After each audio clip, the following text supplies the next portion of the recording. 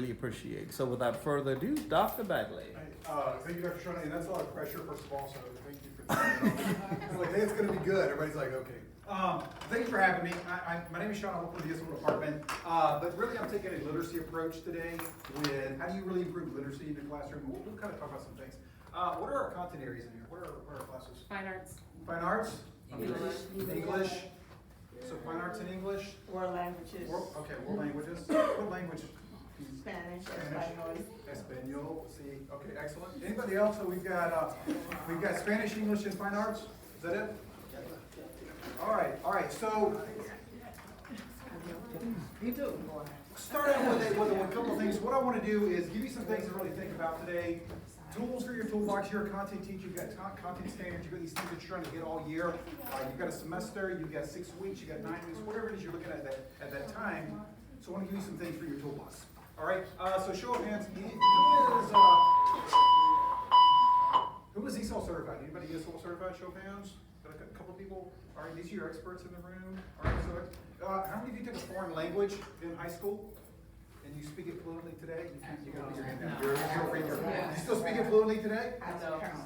You don't count? You can count. All right, so. You can count. That didn't come out right. All right, so. Right.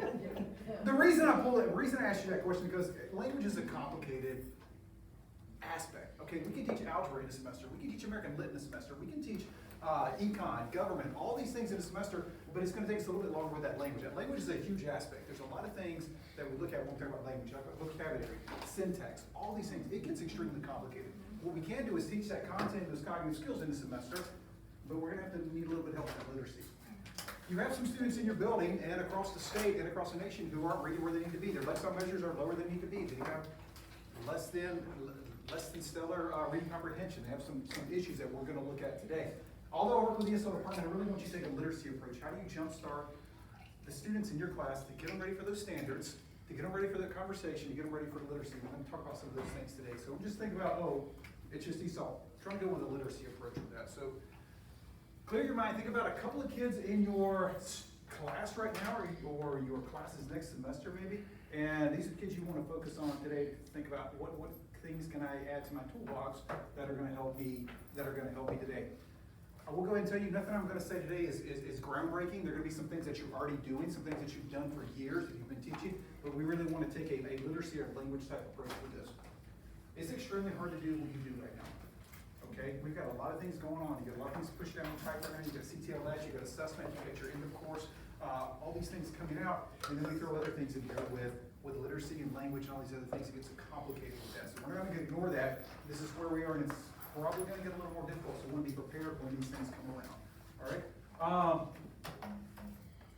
This is what we're really going to be doing today. Basically, two things. Talking about ways to increase students' oral proficiency in your classroom, get them speaking, get them talking, get them using the vocabulary, and some interaction. Student interaction. How do you really increase that student interaction with their own task and having this conversation?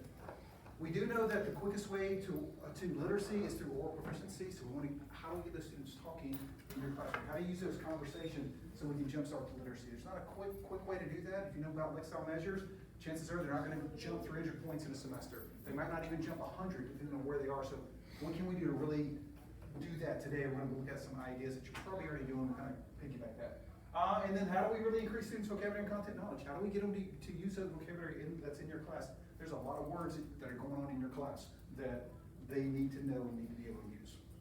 All right, fair enough. District priorities. Always look at a district priority. I like because I like simplicity. I want to simplify some things today that you're already doing and kind of piggyback some things that you are already doing in your classroom.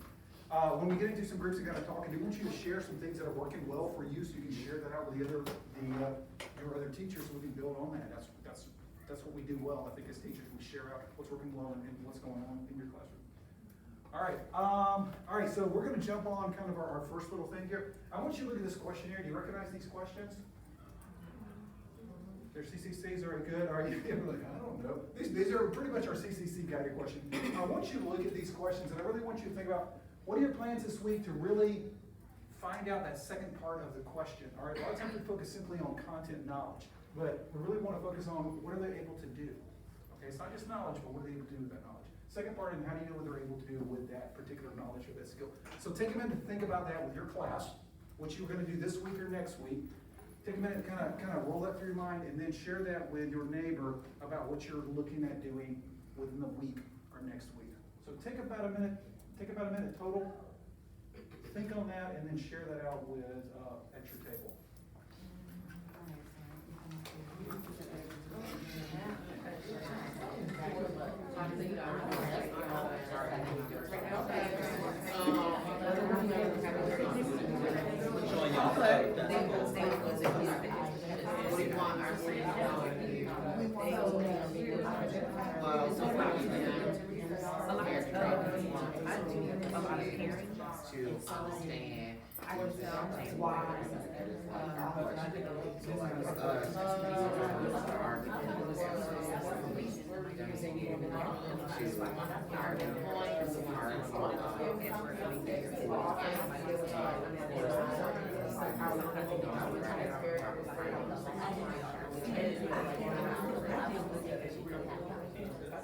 We're in our fiction poetry unit. We finished the novel this week. That's the only, the goal is that they can pick up the techniques, taught them on how to create character, dialogue. Reveal some conflict. Alright, so let's get back in 10 seconds.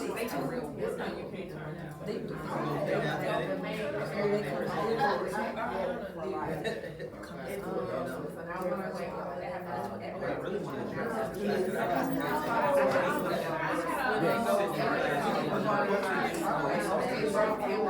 I got Spanish kids that are willing to translate. That's I love to address that. I might give that. Okay, alright, so let's go back. Let's come back, and, there's a couple sign-in sheets going around, so everyone sign, go ahead and sign for me. Let's focus on this second part of the question. Alright? As you think about knowledge, and this is where, when I was a first year teacher, probably did something similar. I was like, I need the kids to know this, But really, we're looking at what do we want them to be able to do that's a little more tangible. Can I start with fine arts? Sure. Or what do y'all want the kids to be able to do? We want them to be able, in dance at least, or in both, is based on performance. Okay. To perform our particular, there's a moth. I thought this was an Got it. interpretive Sorry dance if it here. hurts your feelings, I clip them up. Some folks are sensitive, I apologize. But Okay. for band performing music, for dance performing a dance, but. All right, perfect, and I'm glad you said, sometimes it's a little bit easier, we're thinking with those projects, you can actually see that they can dance, okay? I can actually see that you can make a free throw, I can actually hear that you're off key or whatever, so that's perfect. But it does work, it works well in most of our other departments as well, so let's hear from another department. What do you want the kids to be able to do, let's say this week or next week? Produce a story with character, demonstrate use of dialogue, imagery, elements of fiction. Perfect. Be able to decipher poetry, poetic devices. Good luck with that. Yeah. Okay, all right. All in one project. All in one project. Poetry was always the hardest for me to kind of dig through. Perfect. What do you teach? English freshmen. Freshmen. All right. That's what we want our kids to be able to do. We're kind of looking at those projects. So it's not just knowledge, understanding what character development is or what these literary elements are. But let me see that you can show me that. Somebody else want to take a different? You got a different thing that you're wanting them to do this week or next week? When you say different, are you talking about like different subject? No, different than kind of what they said. Kind of a different approach. Same thing, pretty much. Well, the figurative language, so, being able to identify the figurative language and then be able to tell why Okay. that particular figurative language was used. All right, that's good because you're going to know the why. You've got some things that you're going to push. Perfect. Question part. That's the second part of this. Second part of the second question kind of piggybacks on that. It kind of makes sense, but I want to talk through it here. How do you know that they're able to do that? How do you know that they're able to do the interpretive dance? How do you know that they're able to hit that music key? How do you know? I mean, for performance based, you see it, You but see it. Okay. you also hear it. Okay. Perfect. You see it or hear it? And you? They present their stories. Perfect. we break down their stories, we Mhm. discuss them. Okay. So you'll see the elements. No, as I they're love it. presented on the screen. I don't do well. All right, so really a similar approach with that, and sometimes we think about that knowledge is extremely important, but I really want to see through that. Pretty much the same thing with the figurative language? Yeah, Here, you see it? oral discussion. Oral discussion? Yeah. All right, perfect, and I'm glad you're saying that, because we don't want to underestimate the value of an oral discussion with students. You want your students to be better writers, they need to be better speakers first. You want to be better writing as mathematicians, they need to speak like mathematicians first. Really want to go through that. As we look at this, there is a basketball player that many of you have heard of. His name is Shaquille O'Neal. Does anyone know Shaquille O'Neal? All right, listen, he's my favorite player like of all time. All right, I want you to listen to this whole thing before you judge. Shaq knows that he needs to put the ball through the rim for a free throw, okay? We would argue, he knows that he needs to do that. Is he able to do that? If you know anything about Shaq, is he able to do that more than 70% of the time? No. Probably not. All right, so we talk about knowledge. He knows it's got to go in there, okay? I had the same discussion when my son played basketball when he was in middle school. I'm like, man, take your time, put it through. He's like, oh, okay, so I take the ball and I put it through the rim? Yeah, okay, yes, that's exactly what you do. It's the same approach with, that I'm saying here. They might know what to do, but if you can't see it or you don't have some sort of product, you may not know where they are. Once we see this guidance instruction, I like to talk about this because it really just kind of sets the tone for what we're doing. And actually, we just did a small little activity that's pretty good for you kids. Anybody know the activity that we just did here? Think, pair, share. Think, pair, share. Did you see the screen? This is perfect. All right. So nice and simple. It is basically a think, pair, share thing. And I don't want you to underestimate the value of something simple as a think, pair, share. I ask you to think about it. I ask you to process it, and I ask you to kind of speak out. Thinking about some kids that might be shy or might not want to speak out in front of class. How could this small activity like this, nice and simple, might take 2 minutes, might take 3, whatever. How is that good for some students that might get a little bit shy? It puts them in a smaller group, it Gives gives them them a time to smaller group. process. Okay, gives them a smaller group. What else? Write it down first. They can write it down. Okay, so you're even going to the second part. We can even change this to think, write, pair, share. We can even throw a write in there. They can write that down because they may not want to verbalize it. Perfect. All right. What else? You can also utilize the time. You don't have to wait for everybody Right. to really get ready. Okay, perfect. You don't have to wait for everybody. They do it in small groups. I don't need to necessarily have everybody present out either. I can go around and figure out that they're talking through that. We do know that oral proficiency, we need students to use that language. We need students to use that vocabulary. If they're talking about literary analysis or terms in a math class or science class, using those are how we're going to learn those. The same way we learn our first language, using that vocabulary is how you're going to learn it. It's how you're going to keep it with you. All right. Anybody do a think, pair, share to an extent? In class? Yeah, I do that all the time. Keep doing those, okay? They're nice and simple. Keep doing those. There's a big bang for the buck. Sometimes we're thinking, I'm wasting time. I got to hit these standards. But keep doing those. All right. Any questions or ideas on that? I pull it out. It's nice and simple. I wanted to show what we were doing. You were able to use vocabulary and context and background knowledge with teacher. Anybody first year teacher here? All right. So you've been here. You know how to answer this. You know how to take care of this. And we've done a quick thing per share. All right, continue with those. They're nice and simple, and they go a long way when you're trying to build language, trying to get those students to use that vocabulary, and use those terms. It goes a long way with something simple as that. Who are my math experts in here? Okay, everybody, what, you're going to shut down already? Shut down. Put your head down. This is the 5th grade question. All right, so I want you to look at this question. All right, you can work in your groups, you can work together, but I want you to look at what is this question truly asking. All right, what is this question truly asking? If you know me, if you've seen me before, you know there's going to be a twist on this. So look at this. Use any kind of resource you want. Talk with each other. It's the ELA group. You may need to do a whole group. language. We're gonna have to do a whole group. Yeah. World language. So she's probably going to get it before anybody else. So that's Yes. that's kind of a hint. Take a look at the question. Absolutely. I get it. Take a look at the question and take a minute to. Translate, right. Okay, so first of all, there's like a couple of misspelled words. I knew. There are It's not Spanish. It's not Spanish. Oh, It's okay. Portuguese, so you're close to Spanish. Okay. Wow. Okay. So show me number 266. But because you know Spanish, you can decipher the words. It's like Right, Spanish. exactly. We know. So, With digit 6, Okay, all right. I know a number is showing 266. How many mayor? How many more or less? How many more or less? digits or Okay. numbers and. Get some Spanish in there, let's go. A little, but All right. All right, this is where it gets crazy if you don't know these. You're like, okay, wait, I'm not sure what it's asking. So let's take a minute to kind of step back. All right. Okay, what? What What number? Listen, this is hard in English. I'm gonna show it to you in English in a second. But let's look at this question. A couple things. First of all, this is really about place value. You kind of understand the question, it's about place value. If I give you this question in class, we're all either gonna miss it or we're just gonna guess or we're not getting anything. What is this? What am I truly testing here for you right now as an adult with a college degree, with experience? What am I really trying to determine here? If I can read. If you can read that, okay, if you can read that. Anybody not understand place value? I know we're English teachers, but you don't raise your hand. You understand place value to an extent, right? You know where the sense and you know where things are. You might get this wrong. Okay, let's say that you might get this wrong. Do I need to reteach place value to you tomorrow because you got this question wrong? Only if you don't understand place value. Only if you don't understand place value. You may have got it wrong because it's written in Portuguese, you know, I have no idea what you're asking. But I don't need to reteach this concept again if you understand place value. Right. I don't need to go through and redo that again.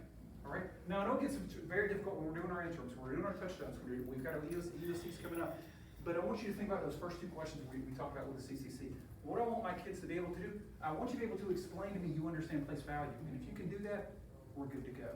All right? We can teach algebra in the semester. We can teach and lit in the semester. We can do all these things in the semester, but that language gets complicated. All right? If I'm asking about place value, and you guys are kind of struggling with that, does she understand place value? And you say, yeah, she gets it, she just can't explain it to you either. We're good to go. I don't need to reteach place value again. Okay? It gets hard with English when we're reading a lot of things, but I need to understand, do you understand that literary analysis? Do you understand that character development? Those kind of things. We're going to go with that. All right? Anybody feel a little intimidated by this? Before we even started, we gave up here. Like, that's a math question. Well, you said math. We said math, I'm tuned out. I'm tuned out. Do you want to say it in English? Yes. All right, I'm only going to keep it up here for a second, so don't try to figure it out. I'll go ahead and just tell you what the answer is, because everybody wants to figure out the question. It's pretty simple. It's how many times greater is that 6, pretty much, than this one. But if you look at this question here, this is 5th grade DOK 1. That's a complicated question when it comes to how much language is in that one question. That's extremely complicated. I'm looking at this and I understand place value, but I'm having a little bit of trouble understanding the question. All right? I'm not telling us to change the questions. I'm not telling us to really even ignore the question. I know we've got a lot of things guided, but if a student misses this question, it might be place value that they don't understand, or it might be that language that they don't understand. So we have to dig through that. What's the answer? It's not C. It's how many times greater is this 6 than that 6, right? Oh, greater. Greater. 10. Yeah, 10. I saw the answer, so that's how I know, but otherwise I don't know. But it's a complicated question, all right? Complicated question. All right. All right, so we're gonna dig into a couple things in the book now. All right. Before we begin digging into this though, we've got extra books coming in right now. Today you're just gonna use this and borrow this, but I'm gonna actually get some copies in by next week. We got some, the printers actually print them out for us. So today just look at them, and next week we'll have these in your boxes hopefully by the end of the week. We're gonna break some things out in here. You're gonna decide as a group at your table of which one you wanna look at. So you can decide which part you wanna look at here at your table. All right, so when you look at the parts, you decide which parts you're gonna do. Decide, what does this really mean for my class, my instruction this week and next week? What does this mean? How can I internalize this and change kind of what I do or tweak what I do? So if you wanna do the 5 principles, look at the 5 principles. There's 5 principles on page 8. The matrix is on 19 and 20. It's not the movie, okay? And then the table of contents. So spend a few minutes looking at that and thinking, at your table, discuss what does this mean for my instruction this week and next week, all right? Feel free to use those sticky notes or whatever.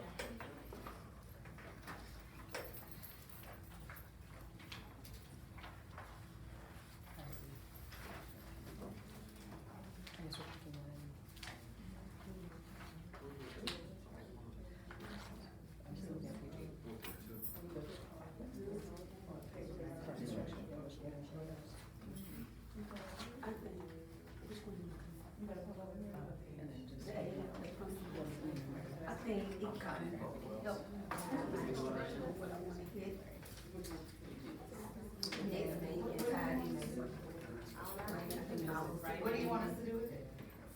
one of those things, and how does this relate to my instruction? How does something right here tweak or make me think about my instruction?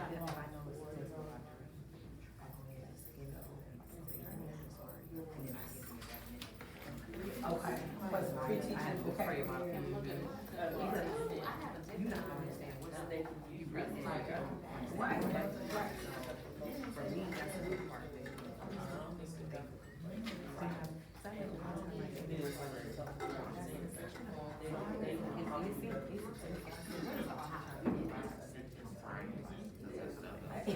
Like, because it's that word, Yeah, they were just like sometimes. They're like, oh, okay, yeah, he's trying to say, like, but to them, they was the big words. right, they was like, What you get all the knowledge of Yeah, I think that's important, teaching the background on it. that too. I mean, I guess. I think everyone And then like for me, especially, poetry and stuff now. Oh, yeah. Connecting them to that.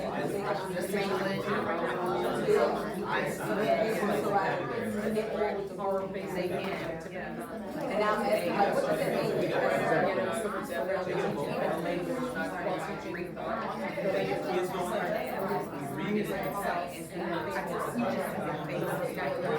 but I can see somebody that looks like them. Alright, so we're gonna come back in 10.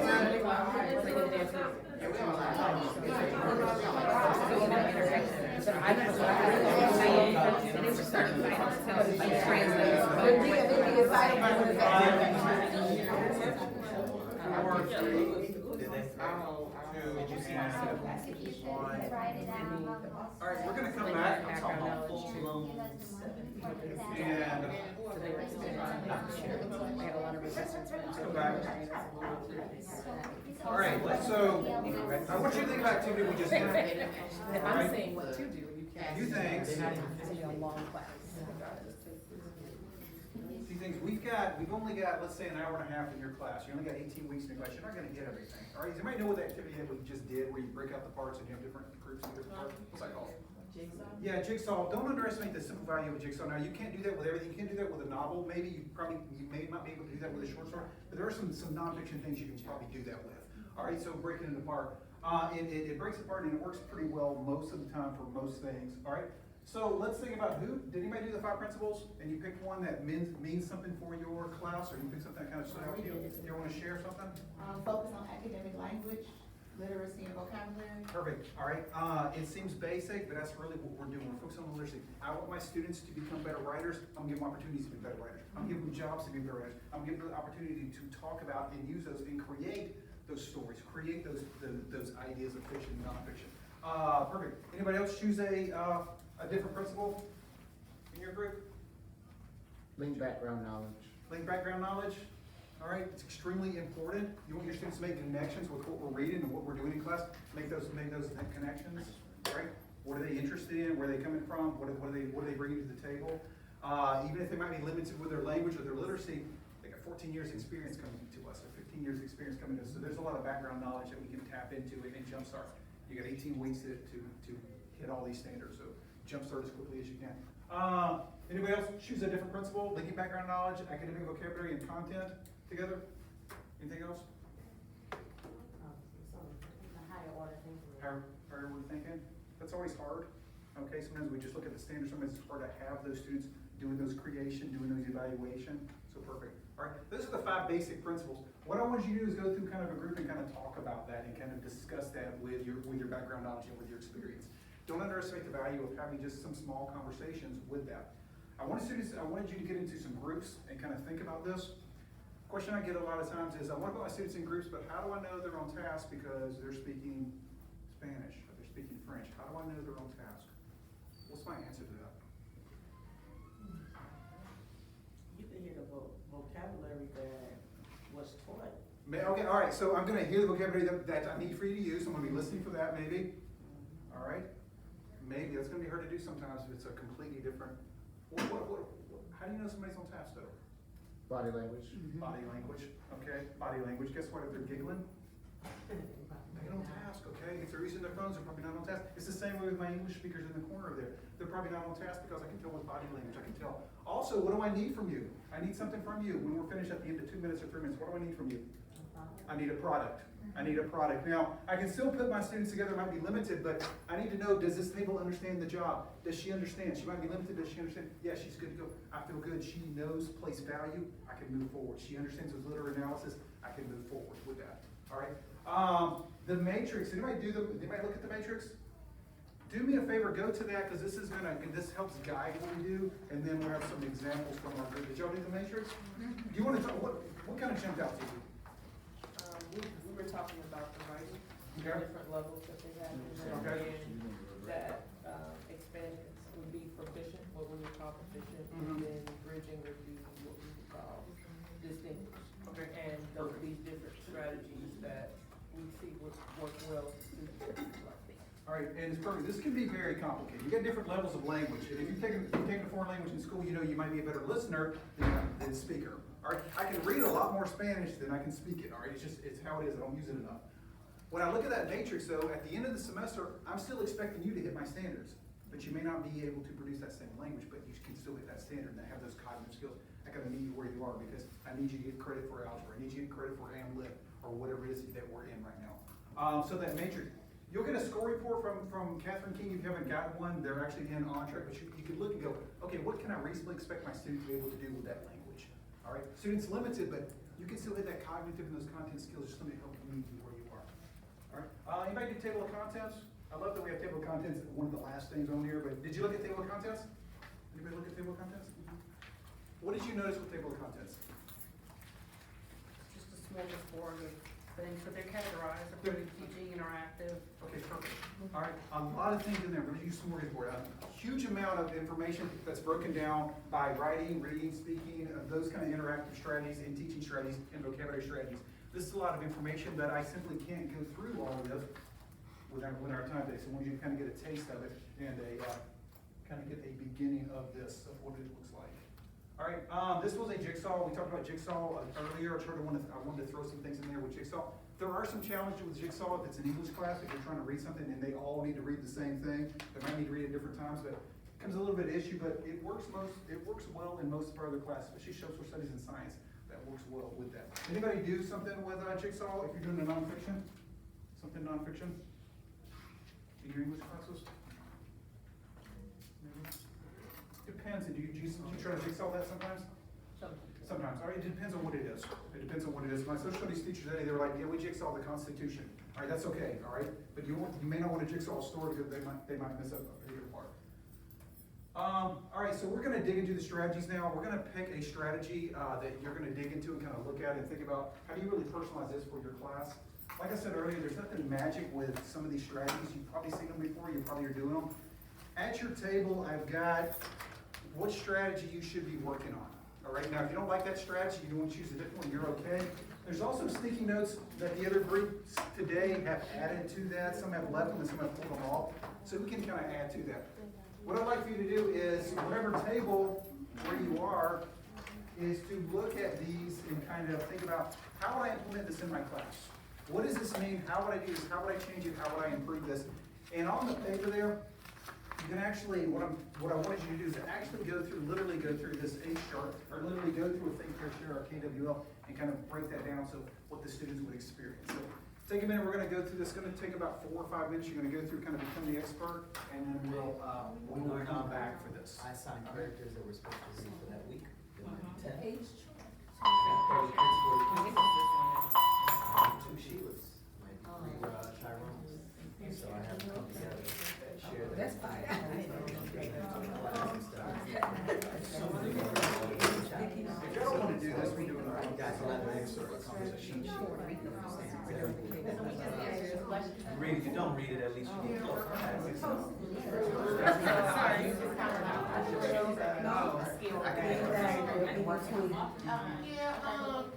Teaching is whatever. Like when she does a novel, she will assign specific students, specific chapters. You know, I'm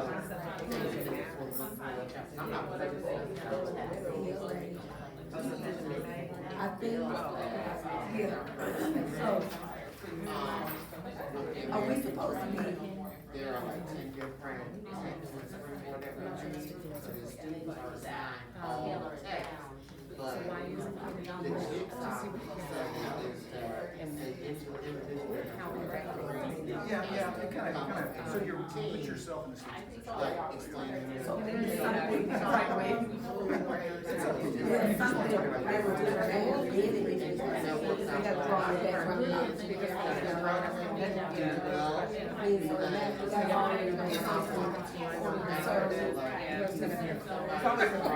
And so we start with that. Right. Where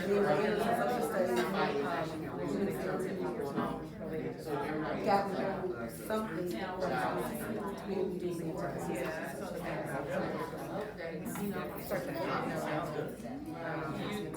Works for poetry too. Each workshop is actually a poem. There's 3 individuals that carry poems. Yeah. Everybody knows they're reading. Come, it's such a special, you got to be able to come here. They copy each other. And then it's science, with English, you got to be able to predict. They all. So in science, you predict, you know, how this is I'm reading it behind it. I'm sure it's on. What's coming next? You know, you probably be like, just say, you recall what I just said. That's how I like it.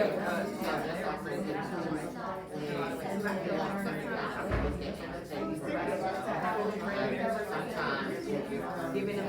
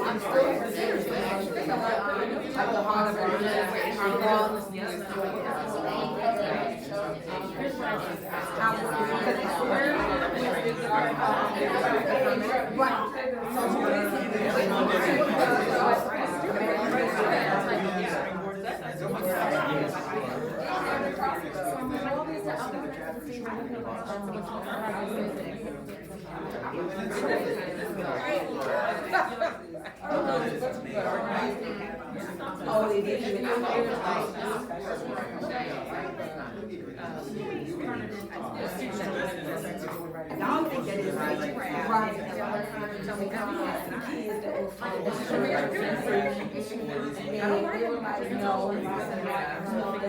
Data right there. That's not what it is. So they really We're gonna come back in about 30 seconds. and then even like rock back and some of the references saying to the Hispanic culture or whatever. It's something we don't know.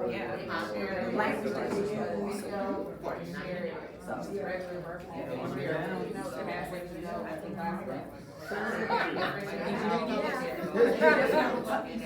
they don't know.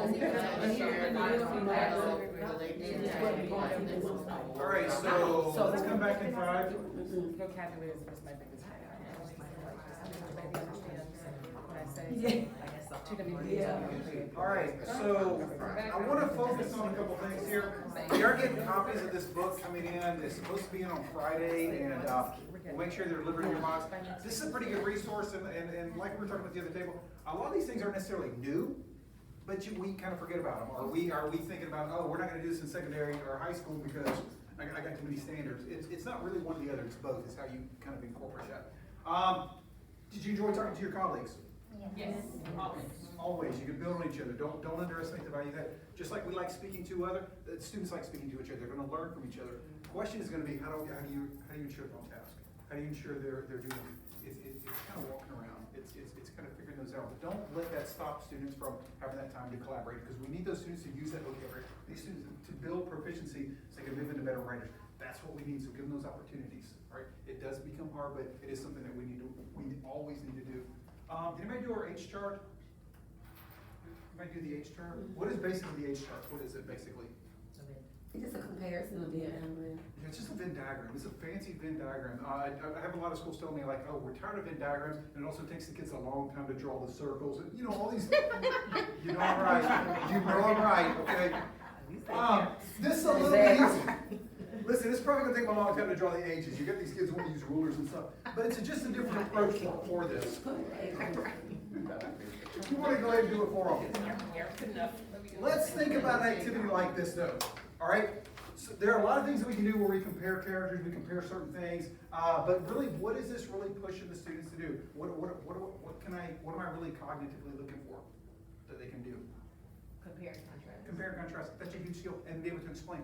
Why do you think this? Why, I mean, you go to the tables, why do you think that? How are these similar? I've got some conversations going on, all right? I don't necessarily need to hear from everyone, but I need to make sure they're completely on task, all right? If I use the Venn diagram or already, yeah, don't underestimate the value of this. I've seen Z charts where you do different parts of the Z, different parts of the S, where you just kind of mix it up a little bit. I just need to see that you got a product and you can understand this so we can move forward, okay? And I get the question a lot, is it okay that they're over there speaking Spanish? They're over there speaking Spanish.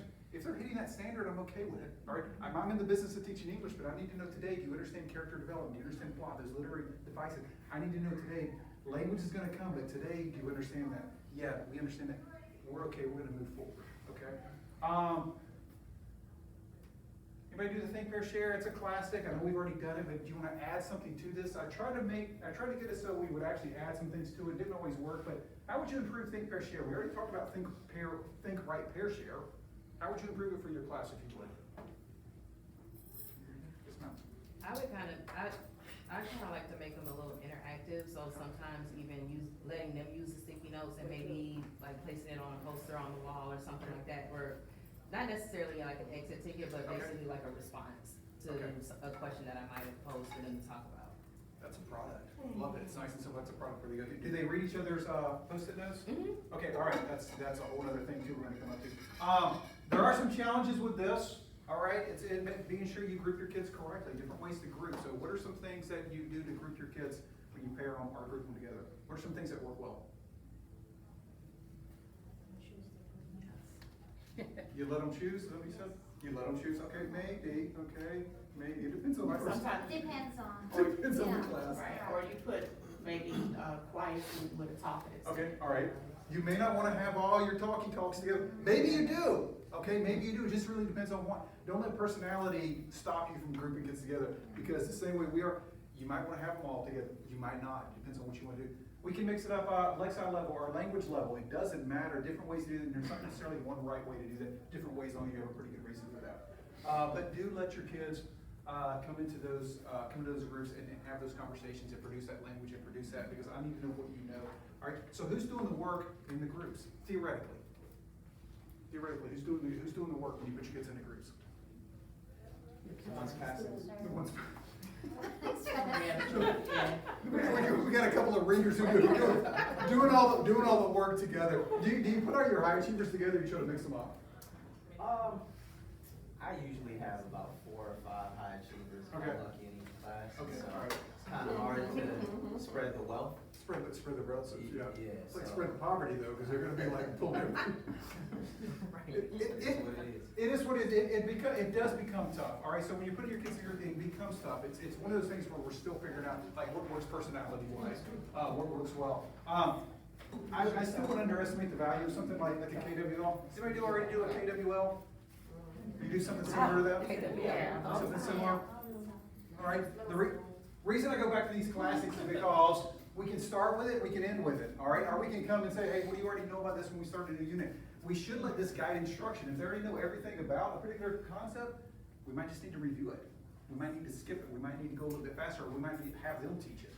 Something that I've done with the KWL in the past is I just put the poster at the top of my whiteboard, and each week they have 10 words that they're supposed to know, and then I just put those words down according to our basic conversation. Like, do you know this word? Do you know this word? And kind of just segregate some of the words that they don't know. And that's just an easy way for them to constantly see those words and then move some over to the side they do know, just for, vocab purposes. Perfect. Love that. It seems nice and simple. It's very doable. Very doable. Love that. Roving chart, all right, you may have not been, our whole goal was really to go through this and kind of do a roving chart where you go through and you can add stuff to what people are saying. So it's almost like the KW where you add to it, you go through. If I see what you're doing, I might want to add to it, I might want to put a check, I might want to put another sticky note. It's similar to a gallery walk, but I'm going through reading and I'm adding to that. Okay, or I'm saying, no, I disagree with that, or yes, I agree, with something like that, where it gets the students kind of thinking and having this conversation. It's good because it pushes those cognitive skills too, because if I don't agree with this group here, I'm gonna say why I don't agree. Or, hey, why did you not agree with this group? It helps those conversations going, pushing those kids, content and cognitive, as much as we can. All right, I want us to kind of take a minute to kind of debrief. I want you to take a minute to, we did a lot of things today. All right, so we did Think, Pair, Share. We did these activities we just did with these 4 activities. Just take a minute to think about, hey, what do I want to do and how do I want to kind of move forward this? So take a minute at, just kind of take a little breather and maybe share something with your table, and then we're closing out. So take a minute to kind of decompress, and then we're going to close out.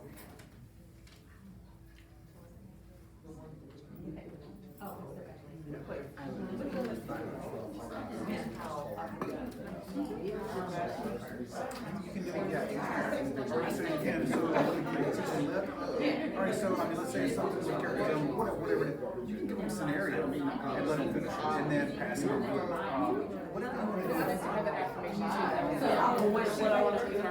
But they can have different questions, so my group over here would be, hey, what's the deal with this character? Why this character? And they answer it really fast. So it can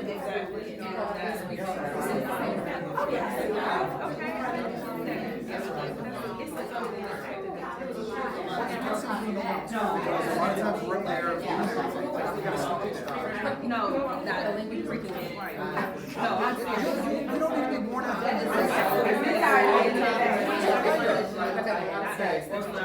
Do you have freshman middle?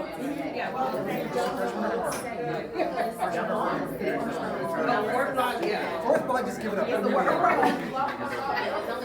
It's tough, but we gotta do it best.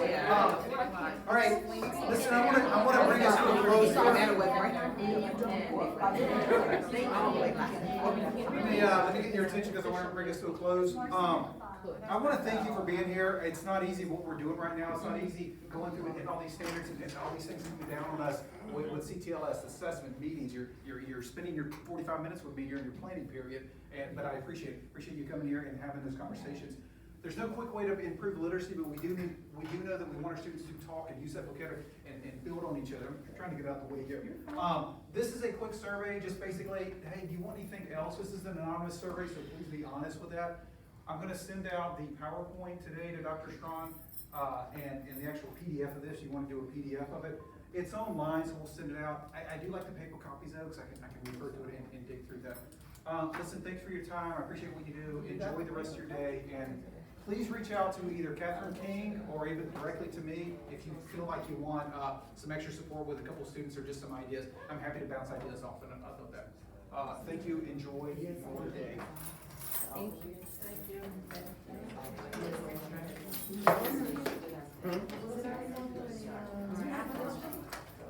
Pass it over there when we get started. Dr. Bagley. I think it makes it. I don't think they should. Yeah, I'm gonna send it. They'll send us a link out today. I barely get a signal. Okay, thank you. My senior in 4th block is gonna come see you. Yeah, I believe. But I call her tonight. Might give them a hands. That's what it seemed like. Thank you for giving me. We ready? Bye. And I'm just filling that thing out on my phone. Okay, I'll let you know when I need to. I know her, I do other flag work, but I'll let you know. I will be just tell me what you need. Okay, no, I work for y'all, y'all, See you later, boo. See you later. Oh, you want to Yes.